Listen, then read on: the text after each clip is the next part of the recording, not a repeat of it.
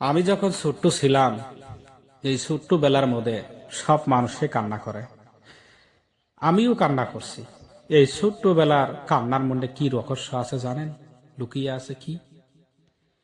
এই ছোট্ট বেলার কান্নার মধ্যে একটা জিনিস লুকিয়ে থাকে, সেটা হলো যে আমার এই কান্নাটা দিন মানুষ শুনতে পায়।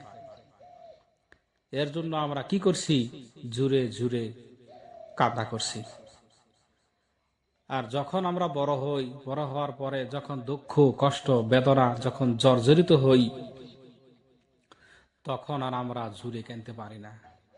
তখন নীরব জায়গায় যা নীরবে থাকি, নীরবে কান্দি, যাতে আমার এই কান্নাটা কোনো মানুষ শুনতে না পারে। যদি আবার এই কান্নাটা কোনো মানুষ শুনে, তাহলে আমাকে নিয়ে মানুষ আজে বাজে কথা বলবে।